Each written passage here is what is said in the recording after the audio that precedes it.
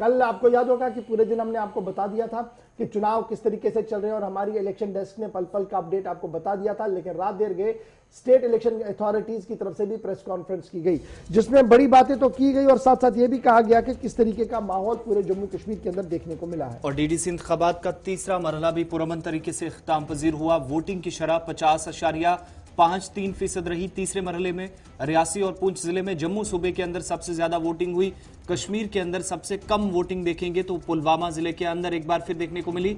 और डीडीसी इंतखाबात के तीसरे मरहले में गुज़श्ता दिनों के मुकाबले कल अगर देखेंगे तो अब जो वोटिंग की शरह थी पहले 4 से 5 घंटों के दौरान पहले 2 फेजेस के या पहले 2 मराहिल की बात करेंगे तो उनसे काफी ज्यादा रहे। और कल के जहां पर एक और बड़ी चीज देखने को मिली, जम्मू सूबे के अंदर जो मगरबी पाकिस्तान से आए लोग थे, जो मुहाजिरीन कहलाते रहे आज तक, उन्हें पहली बार अपने वोट का इस्तेमाल करने का मौका मिला, जिसके बाद उन्होंने बेहद खुशी का इजहार किया। और दूसरी तरफ जब वोटिंग परसेंटेज इलेक्शन कमिश्नर की तरफ से प्रेस कॉन्फ्रेंस के जरिए ज़राए अबलाग के सामने रखी गई तो पहले फेज में और दूसरे फेज में जो वोटिंग हुई थी उससे जरूर कल की वोटिंग पहले और सेकंड फेज के बीच में रही, यानी 50% के करीब 50.53% वोटिंग रही।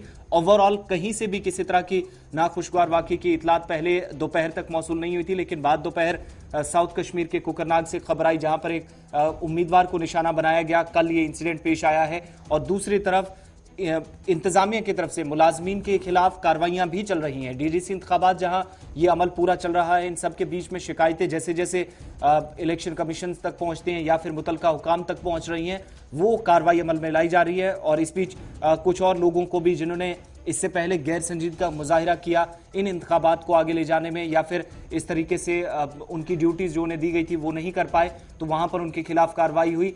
कई लोगों को अटैच किया गया और कुछ लोगों को मुअत्तल भी किया गया। इसी तरह की कुछ और खबरें कल भी सामने आई कि कुछ और सरकारी मुलाजमीन के खिलाफ जो इंतखाबी तशहीर में या इस मुहिम में हिस्सा ले रहे थे उनके खिलाफ शिकायतें जाने के बाद अब कार्रवाई अमल में लाई जा सकती है। और कई लोगों को जिन्हें मॉडल कोड ऑफ कंडक्ट की जिन्होंने खिलाफ वर्जी की है इसकी पादाश में भी उनके खिलाफ कार्रवाई हुई है। साथ ही जम्मू सूबे के अंदर भी कल जहां पर धक्का मुक्की हुई सांबा जिले के अंदर एक सीनियर रहनुमा नेशनल कॉन्फ्रेंस के और दीगर कुछ वहां पर लीडरान थे हिज़्ब इख्तिलाफ के, उनके बीच वहां तू में जरूर हुई। लेकिन ओवरऑल जब फाइनल परसेंटेज सामने आई तो इन 2 वाकयात को छोड़कर साउथ कश्मीर और सांबा जिले के अंदर इसके अलावा कोई ऐसा इंसिडेंट नहीं जहां से ये कहा जा सके कि थर्ड फेज के दौरान कोई बुरी खबर सामने आई हो।